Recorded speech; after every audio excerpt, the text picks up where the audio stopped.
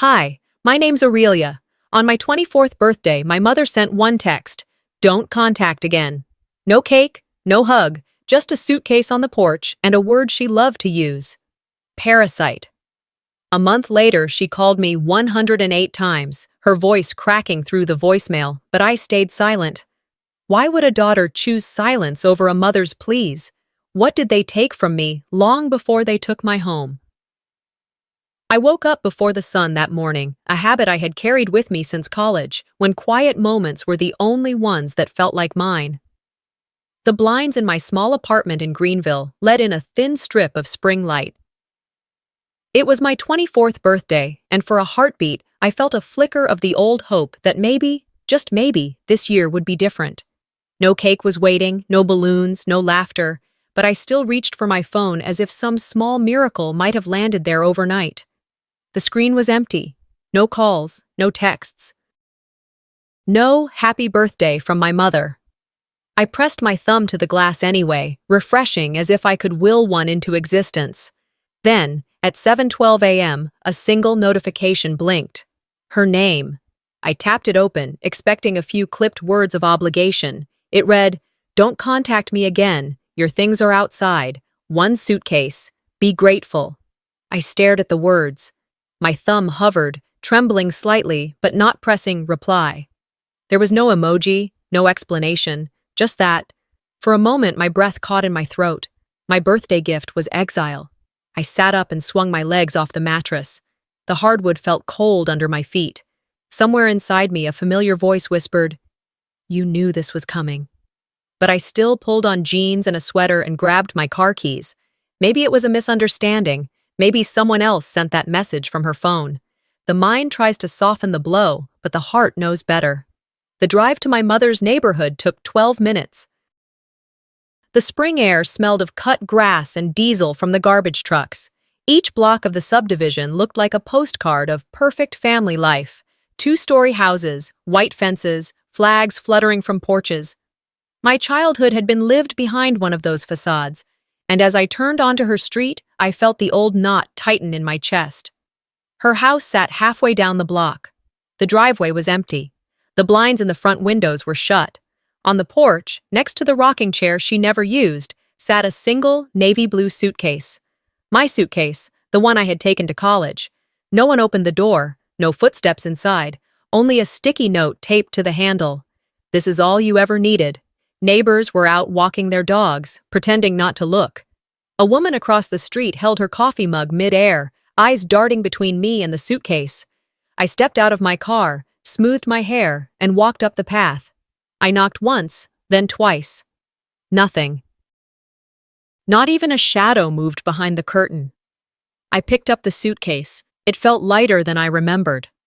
I stood there for a long moment, the early sun warm on my shoulders, the silence around me thick and heavy. Finally, I turned and walked back down the porch steps, the gravel crunching under my shoes. Sitting on the curb, I opened my phone again. The family group chat sat near the top. I tapped it. At 7:35 a.m., my sister Celine had sent a gif of a birthday cake with sparklers. 2 minutes later, a voice message from my mother. "She's a parasite, always has been. I'm tired of covering for her." Below it, a thumbs up from Celine. Quillen, my brother, had left the message on scene. No words from him, no defense. I replayed the audio once, then again, letting the syllables etch themselves into me. My mother's voice sounded almost casual, like she was talking about the weather. My sister's tiny blue thumb hovered below like an echo of approval. The word parasite stuck to my skin. I remembered biology class in high school, the slides of small organisms feeding off a host. That was how she saw me. That was what they agreed to call me behind my back. I wanted to throw the phone into the street, but instead I slid it into my pocket and stared at the concrete between my shoes. My mind drifted to another birthday, 3 years earlier, when I had baked my own cake in the kitchen because she had forgotten. I remembered the way the frosting stuck to the knife, the silence at the table when I lit the candles. She had given me a perfunctory hug then, eyes already on her phone. I had told myself it was just stress, just her being distracted. But a suitcase on the porch with no name, a text with no warmth, and a family chat calling me a parasite. That wasn't distraction. That was decision. I thought about ringing the bell one more time, forcing her to face me. I thought about shouting, about demanding an explanation. Instead, I zipped the suitcase shut, stood, and walked to my car. The neighbors were still pretending not to stare. I gave them nothing to gossip about, no scene to feed on. I slid behind the wheel and started the engine. The diner I stopped at was across town, a place I used to go after night shifts when I wanted coffee that tasted like home. I parked in the back, away from the windows, and carried the suitcase inside. The smell of fried eggs and syrup clung to the air. A waitress with tired eyes brought me black coffee without asking. I set the suitcase on the vinyl bench next to me and opened it. No clothes, no toiletries, no photographs, just a single file folder with my high school report card inside. One page circled in red. The semester I had gotten a C in chemistry. I let out a sound, half a laugh, half something else. They wanted me to remember how small they believed I was. They wanted my last memory of home to be failure, underlined. I didn't cry. I didn't even feel tears press at the back of my eyes. Instead, a slow smile spread across my face, brittle but real. Pain can carve clarity. They think this will break me, I whispered into my coffee. They don't even know me. I sat there until the coffee went cold, the folder still open on the table. Around me, the diner hummed with normal life, truck drivers ordering pancakes, a toddler banging a spoon, someone laughing too loudly at the counter. The world kept moving. I closed the folder, slid it back into the suitcase, and zipped it shut. My phone buzzed again. No new message, just an old notification from a job board I had been browsing. I stared at it for a long time. Maybe it was a sign. I paid my bill, left a tip that made the waitress blink, and walked out into the crisp air. The suitcase's wheels rattled on the sidewalk as I headed toward my car. My shadow stretched long in the morning light. As I opened the trunk, I caught my reflection in the rear window. Hair a little messy, eyes steady. Not a victim, not invisible. I placed the suitcase inside and closed the trunk with a quiet click. The sound felt like a period at the end of a sentence. I drove away without looking back at the diner, without checking my phone. Each mile put distance between me and that porch, that note, that voice message. Each mile felt like peeling off another layer of someone else's story about me. I didn't know exactly where I was going yet, but I knew I wasn't going back. But silence doesn't erase memories. It only sharpens them. By the time I reached the borrowed studio above the bakery, night had crept in. The glow from the streetlights leaked through the blinds in thin orange lines, drawing bars across the floor like a cage. My suitcase rattled against the warped wooden steps as I dragged it up, one hand on the banister, the other gripping my phone. No new messages, just the same cruel text from this morning, and the voice message echoing in my head. I unlocked the door with the spare key my coworker had pressed into my palm 2 weeks ago when she heard me talking about moving out. "If you ever need a place to land," she'd said. The apartment was small, barely bigger than my college dorm, but it smelled faintly of yeast and cinnamon from the bakery below. A bare mattress sat against one wall, mismatched dishes piled on a counter next to a leaky faucet, a single chair tucked under a wobbly table. It was a holding space, not a home.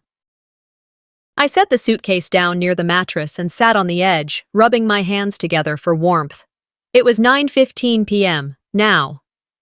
The bakery had closed an hour ago, and the building had gone quiet except for the soft hum of the fridge. My phone buzzed once, a coworker checking if I was all right. No one else, not my brother, not my sister, certainly not her. I scrolled to a voice note buried deep in my recordings. My father's voice, weak but steady, from a hospital bed a year ago. "I hate being a burden." My own younger voice answering, "Hold on, Dad. I'll take care of you. Always." I pressed stop, staring at the wall. That year still felt like yesterday. I had dropped out of college when his stroke hit, working double shifts at a diner and a pharmacy to pay his bills. Celine had been too busy with her online boutique launch. Vera called it a family decision at the time, praised me for my sacrifice at church potlucks. But now, when she told the story to others, it was different. In her new version, I was lazy, unmotivated, a quitter who couldn't handle school.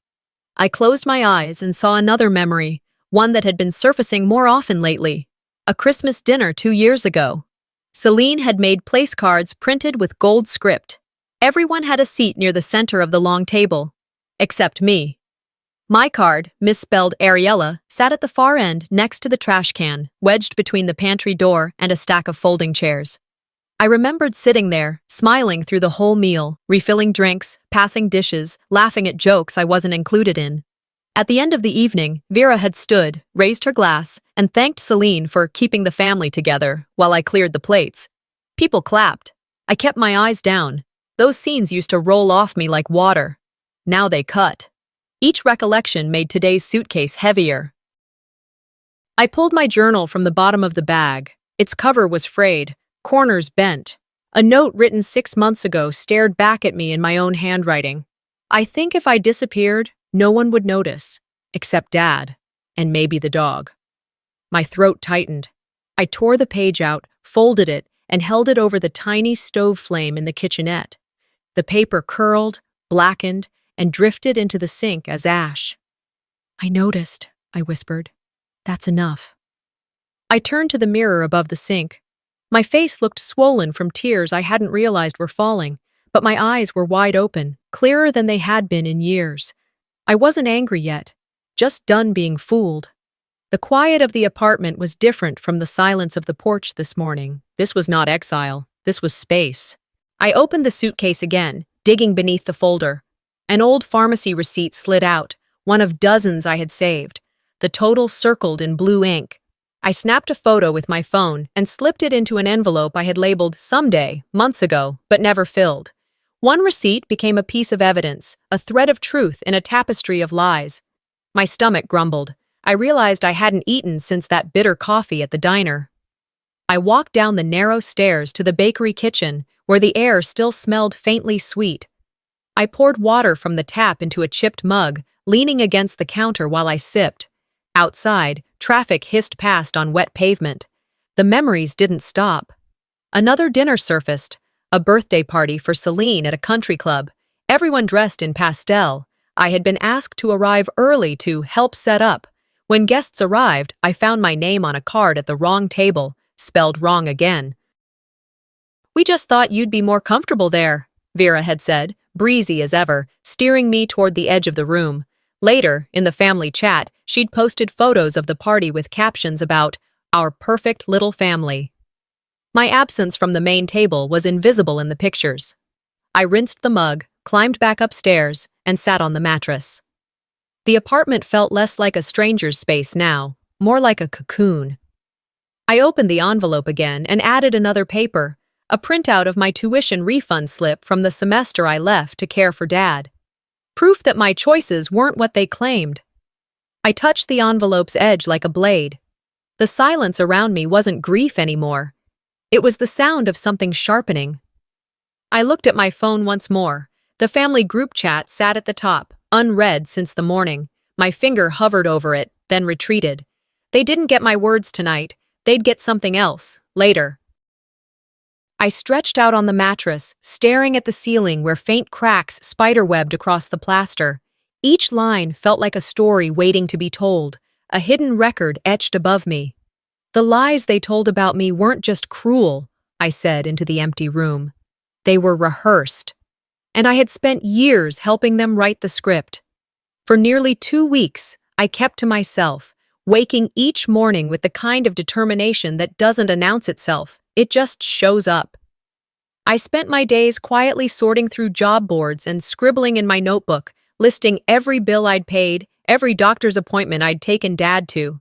I didn't know what I was going to do with it all yet, but writing it down made it real. By the end of the second week, I couldn't keep my thoughts contained anymore. My father hadn't called, hadn't messaged, hadn't reached out in any way, and I refused to believe it was because he didn't want to.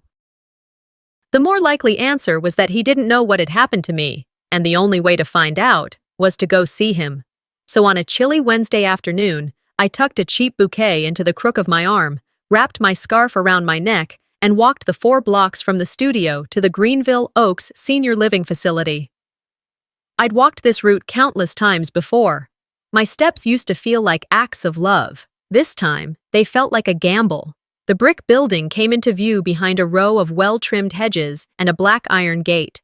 I buzzed the intercom, smiled politely at the receptionist through the glass as she waved me in. "Hi there," I said, my voice steady but soft. "I'm here to see Harlan Keene. I'm his daughter." She paused, typing something into her computer. "Oh," she said, brows knitting together. "I'm so sorry. It says here that your visitation access has been suspended." I blinked. "What?"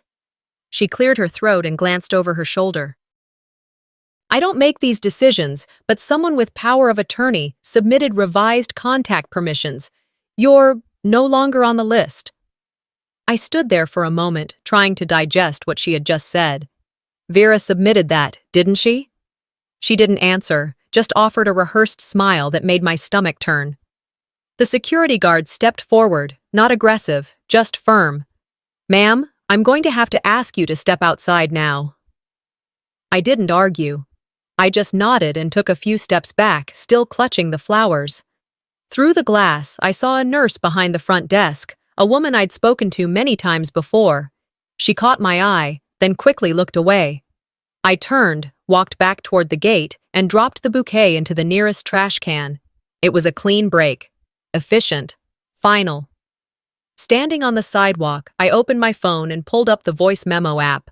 My thumb hovered over the record button, and before I could overthink it, I pressed. "Hi, Dad," I said, my voice catching a little. "I tried to come see you. I guess it's not allowed anymore. I hope you're okay. I miss you." I stopped recording, then hesitated. My thumb hovered again. Send or delete? After a moment, I did neither. I just saved it and closed the app. The wind picked up, and I pulled my scarf tighter. Across the street, a little boy laughed as he ran ahead of his mother. His joy felt like a different planet. That night, I couldn't sleep. I sat by the small window in the apartment, staring out at the bakery's empty alley, thinking about the slow, surgical way Vera had removed me from every corner of our family. This wasn't just punishment, it was erasure. She wasn't angry, she was strategic. She had rewritten the story. Her version had me as a failure, a disappointment, the lazy one who always took but never gave. And worst of all, she had rehearsed it well enough that even people who should have known better began to believe it. A knock sounded in my memory. Another Christmas, another gift I hadn't asked for. That year, everyone was gathered in the living room. The tree was glowing, camera phones at the ready. Vera handed me a small box wrapped neatly in silver paper. It felt light in my hand, weightless. Everyone watched as I opened it. Inside, nothing, just tissue paper. The room erupted in laughter. "I thought you said you didn't want anything," Vera had joked. Celine recorded it on her phone, giggling as she uploaded it to her Instagram story with the caption, "Classic Mom Had Burn." I had laughed too, because what else do you do when the people who are supposed to love you make you the punchline? Now, sitting in that tiny apartment, I finally let the truth settle. None of it had ever been a joke. It was all part of the same plan, to make sure I stayed small, invisible, and quiet. I opened my notebook again. Not the journal, the other one, the one with lists. I flipped to the back page and wrote one sentence in bold letters. They didn't just ignore me, they erased me. And something in me clicked. I grabbed a box from beneath the sink and started filling it. Not with clothes or food or keepsakes, but with papers. Receipts, transcripts, discharge summaries, medical bills I had paid out of pocket. Every scrap of proof that I had been there, that I had mattered, even when they pretended otherwise. This time, I wasn't saving it out of sentiment. I was building something. A record. A version of events no one could delete. Before I went to bed, I stared at the locked gate in my memory one more time. Behind that gate, my father sat in a recliner, probably watching a rerun of something old and familiar. He didn't know I'd tried to visit. He didn't know he had been used as a pawn. But one day, I hoped he would. And if he didn't, well, at least one of us would know the truth. "Okay," I whispered, pulling the blankets up to my chin. "You want distance? Let's see how far this goes." And when it returns, it doesn't knock. It breaks the door down. It was nearly 10 p.m. when my phone rang. A private number, no voicemail left. It didn't even vibrate long enough to finish the first ring. I didn't answer. I never answered unknown numbers anymore. But I still stared at the screen longer than I should have, the glow illuminating my chipped coffee mug and open notebook. I knew. The quiet ones always come first. 10 minutes later, it rang again. Same number. This time I let it go to voicemail. It didn't leave one. The third time, I picked up. Not because I wanted to hear her voice, but because silence had a cost, too, and I needed to know how far she was willing to go now that distance had made me dangerous. "Hi, sweetheart," Vera said. That word, sweetheart, landed like a stone in my gut. I hadn't heard it in years. She used it like punctuation when she wanted something, when she wanted me pliable. "We're discussing the estate this week," she continued, as if we were catching up over coffee. "It would be nice if you came by, just for an hour. I'm sorry about earlier." There it was, a sentence that sounded like an apology but was hollow as a drum. "You know you were always sensitive," she added, voice dripping with sugary disdain. "Let's not make it a thing." And just like that, she hung up. No goodnight, no I love you, not even the fake kind. I set my phone down, barely breathing. My hands were steady. That scared me more than the call. An hour later, a message from my cousin Rachel popped up on social media. Not a call, just a DM, casual. "Hey, your mom told everyone you're back in the will, that you two made peace. Is that true?" I stared at her message like it was written in another language. The audacity, the speed. I typed back, "I haven't spoken to her since she threw me out." But I didn't send it. Instead, I closed the app and opened my email, something I hadn't done in weeks. The account was cluttered with newsletters and junk, but I remembered there had been something my dad once forwarded to me, something about the will. It took 15 minutes of searching, but I found it. The subject line, FYI, trust update. The email was from his lawyer and had been CC'd to both Vera and me. It clearly stated I was named as the secondary beneficiary in the event of his passing. It was dated 16 months ago. Curious, I searched further, and that's when I found the second one. 3 weeks later. This time, only Vera and the lawyer were on the thread. "Remove Aurelia," it read. "She's emotionally unstable. It's for the best. No explanation, no discussion." Just like that, I was written out. The realization sat in my chest like wet cement. She had erased me long before she ever texted me to stay away, long before the suitcase, long before the neighbors watched me walk away. I stared at the screen for a long time, then printed both emails. The printer hummed and clicked beside the sink, spitting out the truth on plain white paper. I held them in my hands like evidence, because that's what they were now. I wasn't sure what I'd do with them, not yet, but I'd stopped reacting. I was preparing. "You can only erase someone," I whispered, "if they don't keep records." I placed the emails in a manila folder, one I'd labeled earlier that week. "When I'm ready." It sat on top of the growing pile that lived under my mattress, next to the folder with my pharmacy receipts and rent stubs from the months I supported my dad while my family took vacations. I poured myself a glass of water and stood by the window, looking out over the town. Quiet houses, dim porch lights, lawn chairs folded neatly for the season, the kind of neighborhood where people said things like, "She's so put together," or "They're such a strong family," without ever knowing what went on behind those closed doors. This wasn't about money, it never had been. This was about power, image, control. I had become a problem the moment I stopped playing my part. And now they were trying to bait me back in. Not to mend things, but to use me. Vera didn't want reconciliation. She wanted compliance. The next morning, I woke to a text message from her. "Dinner this Sunday? We'll talk." No punctuation, no emotion. I typed out a response. Something sharp, something true. But after reading it back, I deleted it. Instead, I left it on read and added the screenshot to the folder. That afternoon, I added one more page to the file. A handwritten note I'd found in one of Dad's old books, tucked between the pages like a forgotten memory. "You're stronger than they know," it read. "And you've always been enough." I didn't recognize his handwriting at first. It was slanted, uneven, like it had been written after the stroke. But it was his. I folded it carefully and placed it on top. Then I made a cup of coffee, sat at the table, and opened a blank notebook. On the first page, I wrote, "This isn't revenge. This is history. Corrected. And discomfort is where truth begins to breathe." It was a Friday evening when her voice returned, this time in a voicemail. I hadn't saved her number, but I recognized the cadence before she even introduced herself. Vera never truly said hello. She just entered a space like it already belonged to her. "I want to make peace," she said, her tone syrupy, laced with manufactured remorse. "Come over. Let's talk this out." I listened twice. The first time, I flinched. The second time, I laughed. It was too warm, too rehearsed.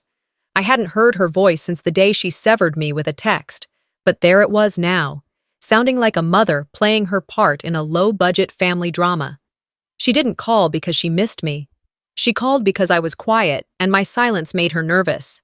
I didn't respond right away. Instead, I made tea, washed the one plate I had used that morning, folded the same sweatshirt I'd worn 3 days in a row. Then, I returned the call. She picked up on the second ring. "Sweetheart," she began, and my stomach turned at the sound. "I don't have long," I said flatly.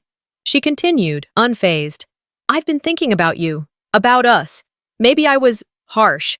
Maybe I misjudged. But you know how things get twisted in the heat of the moment." A pause. "I never meant for you to feel excluded. This family, well, it's not perfect, but we're trying." In the background, I heard Celine's voice, clear as day. "Just get her to say she forgives you. Hurry." I didn't say another word. I ended the call. 2 hours later, I got a notification from Facebook. Vera had posted a video. A cropped, selectively edited voice recording. It was my voice, those few words I'd spoken on the phone, trimmed down to sound like reconciliation. The caption read, "My daughter and I made peace.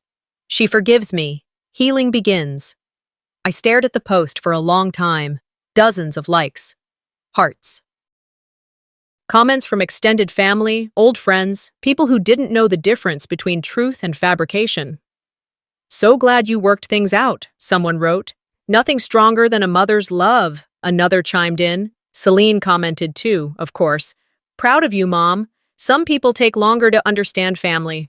I didn't reply. I didn't share. I didn't argue. But I saved everything. Screenshots, audio backups, names, timestamps. The next night, she went live. Facebook notified me like it always did. "Vera Delphine is broadcasting now." I watched from a burner account. Candles flickered behind her. Piano music played low in the background, some royalty-free piece that felt like it belonged in a church commercial. Her face was soft, tear-streaked, perfectly lit. She wore one of her old pastel sweaters and sat in her favorite chair, the one she used to ban me from touching. "My daughter," she began, voice cracking in all the right places, "has been manipulated. Online strangers, forums, they've twisted her thinking. She's confused. She doesn't know what she's saying anymore, but I know her heart, and I know she'll come back." Celine appeared in the comments. "Family means forgiveness." Hearts floated across the screen. Applause emojis, a few Bible verses, and right there, dead center of the screen, was my photo, used as the thumbnail for the live stream. A cropped headshot from my old job's website, smiling, completely unaware that it would be used in a public charade. She hadn't asked, she hadn't warned me. The post would reach hundreds, some would remember me, some would believe her. But instead of deleting my burner account or logging off, I opened another tab. There was a forum I had joined quietly weeks earlier, Estranged Adult Children Support, anonymous usernames, private posts, moderated closely. I had been lurking mostly, reading stories that felt like echoes of mine. But tonight, I wrote, I didn't name names, I didn't post the recording, I didn't call her out directly, I just told the story. The suitcase, the voicemail, the group chat, the edited audio. Within an hour, the post had over 2,000 upvotes, 400 comments, messages of solidarity. A few people even said, "This could have been written by me." I bookmarked every response, every nod of recognition. Let her have the stage. I was building the courtroom. Back in my apartment, I opened the "When I'm Ready" folder and added new entries. The livestream transcript, a screenshot of Celine's comment, the Facebook post. I labeled each file with dates and full names. I wasn't planning revenge, I was preparing insurance. The following Monday, I printed the transcript of the live stream, just the words, no annotations. I mailed it to Vera's address with no return name, no note, just one line highlighted in yellow. She's been manipulated. Below it, in clean handwriting, I added, "Careful what you claim in public. Some people don't believe fire is real until they're standing in the ashes." It was a Monday morning, gray and quiet, the kind of morning where the air felt heavy with something unsaid. I had just finished making coffee in my little kitchen, the walls smelling faintly of burnt toast from the tenant downstairs. The week after Vera's live stream had been strangely calm. No calls, no new posts, no surprises. Silence again, and silence had become suspicious to me. Then the letter arrived. It was from the credit union, my name printed in bold across the envelope, the kind of official mail you can't pretend isn't yours.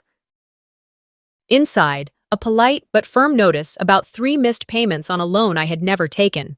My first thought was that it was a scam, some phishing thing, but then I read the details, the amount, the date the loan was opened, 2 years ago, the same year I left college to care for my father. The address listed was my old dorm. The co-signer listed was my mother. I called the number at the bottom of the letter. After a short hold, a young man with a slow, careful voice picked up. "Yes, Ms. Delphine, this is a personal line of credit you opened with us." "No," I said, steadying my voice. "I did not open any loan, and I certainly didn't authorize my mother to open one either." There was a pause. "Well, the documents we have here are signed. Your name appears next to hers, co-signed. I want copies. We can email them." An hour later, I was staring at a PDF of my forged signature. It wasn't even a good imitation. I felt my face go hot, not the heat of shame. The heat of something else, clarity maybe. I put on a coat and walked to the credit union. It was a mild day, pale sunlight streaking the sidewalks. I remember a woman walking her dog, a kid riding a bike, normal life unfolding like nothing was wrong. I thought of all the times Vera had told me, "Don't make a scene." Today, I wasn't making a scene. I was making a record.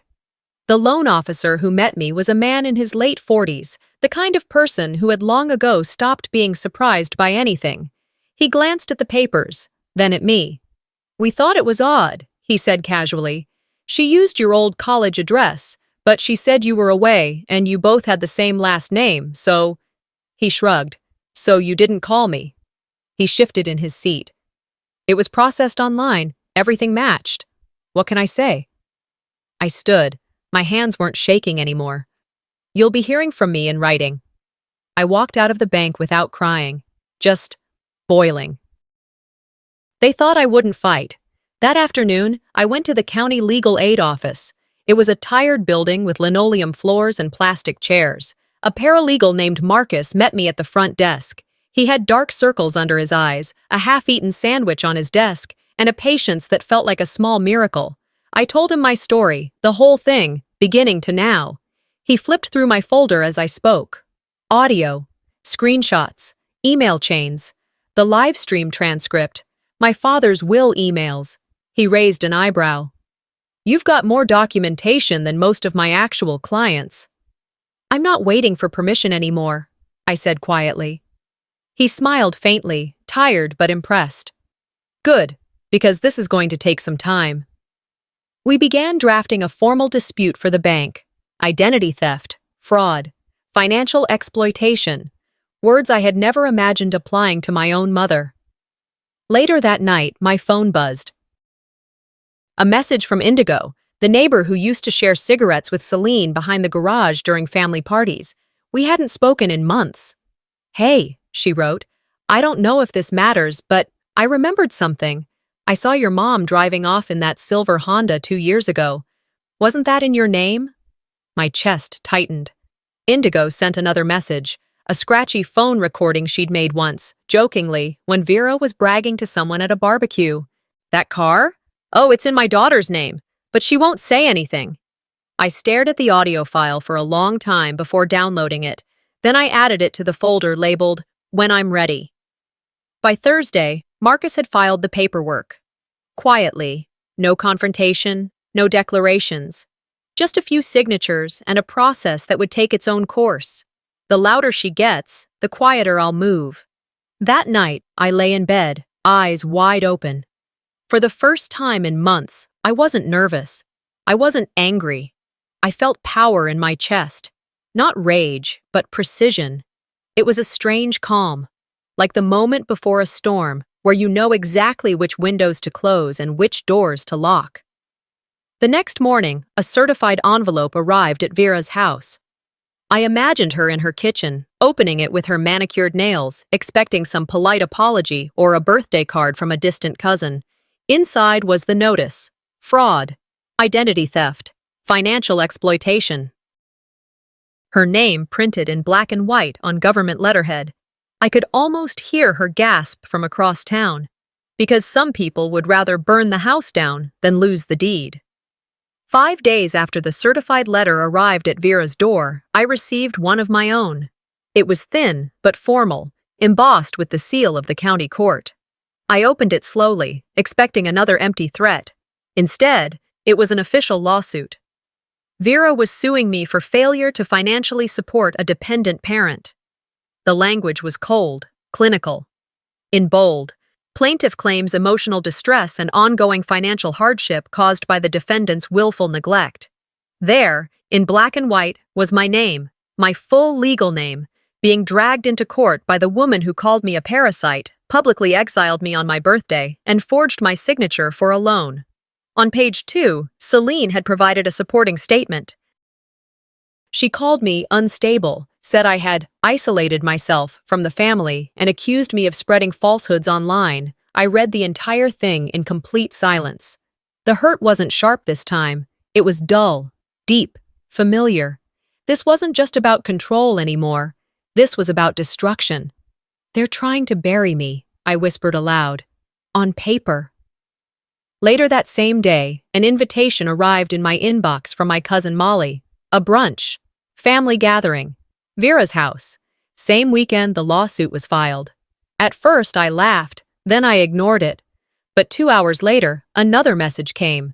This time from Rachel, the same cousin who warned me about the will story. They're telling everyone you're spiraling, she wrote. That you've been lashing out and refusing to make amends. You should come. People are talking. I didn't owe anyone an explanation. But silence had served them far too well already. So I RSVP'd.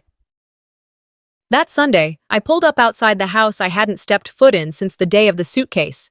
The lawn was freshly mowed. 2 SUVs were parked in the driveway, balloons tied to the mailbox, like nothing had happened. I walked up the path. The door opened before I knocked. "Oh!" Celine beamed. "You actually came."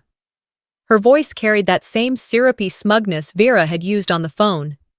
Inside, the house was filled with cousins, uncles, neighbors. I recognized them all, but they looked at me like I was a distant memory, someone they had heard about but hadn't expected to see. Vera appeared in the dining room, wearing a soft blue blouse and pearls. She held a glass of iced tea like she was hosting a garden club. "Everyone, let's raise a glass," she said. "To family, to forgiveness, to growth." The words were perfectly placed, just ambiguous enough to be weaponized. Celine stood beside her, arm linked, smile frozen. "We're a family of values," Vera continued, "of care." Some people forget that, but not us. There were nods, light claps, a few forced smiles. Then Celine clapped her hands. "Let's lighten the mood. I found some old home videos. Thought it'd be fun." She pulled out her laptop and connected it to the television. The screen lit up with childhood footage, birthday parties, holidays, school plays. Except in most clips, I wasn't there. When I did appear, the frame was shaky, cut off, distant. In one clip, I was helping clean up in the background while the rest of the family sang around the cake. She never smiled, Vera commented casually. Even back then. There was a long pause in the room. Someone coughed. Another awkwardly sipped from a glass. I stood. No one expected me to. You've all heard their version of the story, I said, voice calm, but firm. Now hear mine. I reached into my bag and pulled out my phone. Here's a recording from 2 years ago. Vera bragging about using my name on a car lease. I pressed play. That car? Vera's voice crackled through the speaker. Oh, it's in my daughter's name. But she won't say anything. Gasps, shuffling chairs. Someone whispered, Is that real? I turned to my mother. Keep playing your movie. I brought my receipts. And then I left. No shouting, no crying, just the truth, handed back to them like a mirror. Over the next few days, my inbox filled with messages. Some apologies, some questions, some silence finally breaking. One cousin stepped down from organizing the annual family reunion. This doesn't feel right anymore, she wrote. An aunt I barely knew messaged me. I believe you. I'm sorry I didn't say anything sooner. Celine deactivated her Instagram, her mental health break, according to her farewell story. Then came the image I'll never forget. Walking past a bus stop downtown, I glanced up at a billboard I used to see every day. It advertised Vera's preschool, smiling children, soft colors, her face in the corner beside the slogan, Where children grow with love. But now, someone had spray-painted a single word across her face in red. Liar. I didn't stop walking. I didn't take a picture. But for the first time in months, I felt taller. The moment I walked away, it all started to collapse. Not loudly, not with a crash, but with the slow, almost boring unraveling of a story that had run out of fabric to hold itself together. 2 weeks after the brunch, things had gone eerily quiet again. The kind of silence that feels like someone holding their breath behind a locked door. I knew better by now. Vera's silence wasn't surrender. It was the pause between moves. Then, her final message arrived. It came through text, short and sharp like a paper cut. I was right about you. You were born to carry shame. That's all you're good for. I stared at the words for a long time, sitting at my small kitchen table with a mug of coffee gone cold. The anger I expected to feel didn't come. Neither did sadness. I typed a reply. I deleted it. Then I opened my notebook and wrote something instead. She called it shame. I call it surviving. That same afternoon, an unexpected email landed in my inbox. It was from a producer at a local radio station. Someone had read my anonymous post on the support forum and recognized something in it.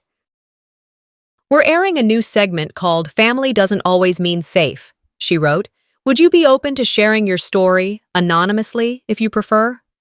I hesitated, not because I was afraid, but because part of me still wondered if speaking up would somehow validate her narrative, that I was trying to bring the family down, that I wanted attention. Then I remembered the voicemail I never sent my father, the one I recorded standing outside that locked gate, so I agreed. The station was modest, tucked between a dental office and a dry cleaner. The host, Marla, was warm, professional, and careful with her questions. We didn't talk about names. We didn't talk about lawsuits. We talked about patterns, control, gaslighting. I was erased while still alive, I said, my voice steady into the mic. I was made invisible by people who called it love. We spoke for almost an hour. I didn't cry. My hands didn't shake. I wasn't angry. I was clear. Midway through the show, callers began phoning in. One woman said, "Your story is mine too." Another, tearful, admitted, "I haven't talked to my daughter in years, listening to you." I think I owe her more than I realized. Each voice on the line chipped away at the wall I hadn't even realized was still standing inside me. By the end, I felt lighter, not vindicated, just seen. That night, the episode made its way onto local forums. A few parenting groups picked it up. Someone recognized my voice and tagged Celine's now-defunct business page. "She's the sister, right?" Within 48 hours, the page was gone. A few people tried to reach me directly. DMs from strangers, notes left anonymously on the support forum. Someone even started a GoFundMe for A, though I didn't touch the money. But I bookmarked every message, every kind word, every line that started with "me too." Days later, walking back from the grocery store, I passed by the old church my mother used to drag us to. It hadn't changed, still had the same white siding, the same wooden cross on the front lawn, the same parking lot that turned into mud when it rained. I stopped for a moment, standing in front of the heavy doors I hadn't walked through in over a decade. I used to sit in the pews and pray, not for forgiveness, not even for strength, but just to be noticed. Now I prayed for something else. Clarity, not revenge, not reconciliation, just peace. That night, I finally sent the voicemail to my father. The one I'd saved, postponed, hovered over 100 times. I didn't overthink it. I didn't write a preamble. I just pressed send. "Hi, Dad. I tried. I love you. I hope you know that." I don't know if he ever heard it. I don't know if he was well enough to listen, but I needed to say it, for me. Later, I gathered everything, every receipt, every screenshot, every email, every letter, and placed them in a small fireproof box. I labeled it unsent. Then I picked up a new notebook. Clean pages. No past in its lines. On the first page, I wrote, "I am the last word, not them. Not a fairy tale, not revenge, just truth, left standing after the smoke cleared." 6 months passed quietly after the talk show aired. No late-night texts, no voicemails, no passive-aggressive Facebook posts. Silence had returned, but this time it didn't feel like exile, it felt earned.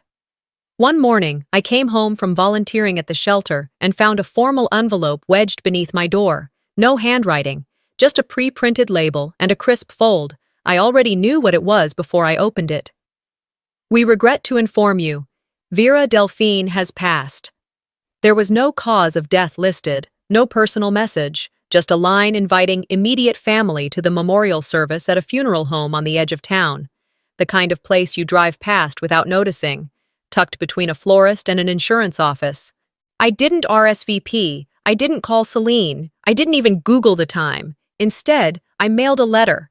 It was short, honest, folded in 3 parts and sealed in a plain white envelope addressed to the funeral director with a note.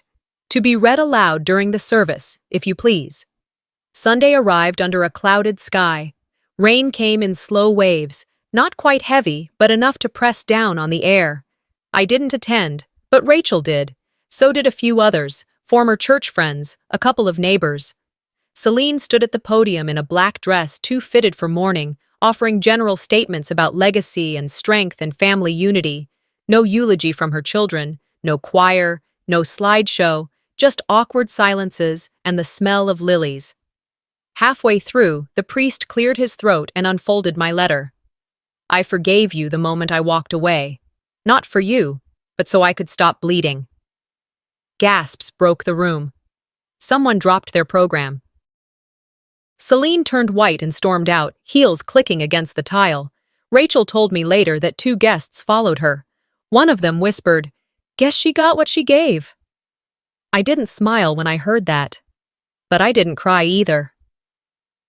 That afternoon, I walked along the street near my new apartment, coffee in hand, umbrella tucked beneath my arm. The rain had eased into a drizzle, soft enough to walk through. I passed families in hooded jackets, children dragging their scooters behind them, couples talking over iced lattes. I watched a mother crouch down to tie her daughter's shoe and wondered, not with bitterness, but with curiosity, what would my life have looked like if love had been allowed to grow? Back at my place, I kicked off my shoes, changed into dry socks, and settled into the quiet. I sat on the couch, legs curled beneath me, flipping through the last pages of the journal I had started 6 months ago. Just before dusk, a knock came at the door. It was Quillen. He looked older, not in age, but in posture, like someone who had seen more than he could explain and carried it quietly. He held an envelope, fingers curling around the edge like it might disappear.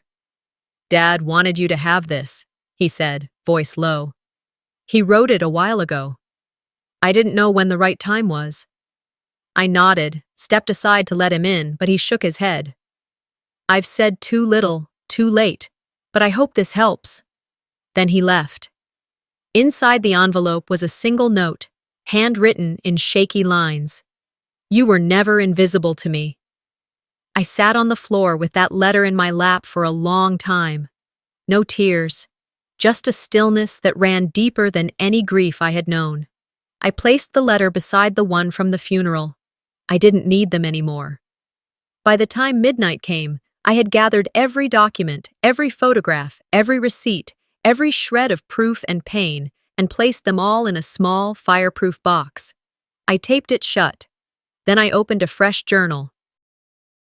Clean pages, untouched. On the first page, I wrote, "My silence was not weakness. It was the final word." I took the two letters, the one from the funeral and the one from my father, and lit a match. Watched them curl and blacken in the sink, smoke rising into nothing, not out of hatred, not even closure. Just because I was done carrying them. In the morning, I would go to work. I would laugh at something a client said. I'd pick up groceries. I might call Rachel. I might not. But I wouldn't check Celine's new social media handle. I wouldn't wonder if someone told her about the letter. I wouldn't scroll back through old texts or try to decipher what Vera's silence meant in those final days. That story ended.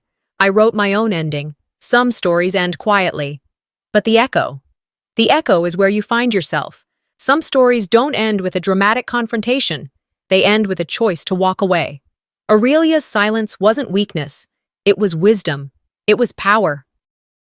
Sometimes, the most profound revenge isn't shouting your truth. It's living it, quietly, fully, and on your terms. Have you ever been the scapegoat in your own family? What would you have done in her shoes? Let us know in the comments below. If this story moved you, don't forget to like, share, and subscribe to the channel. We have more powerful true life stories coming your way.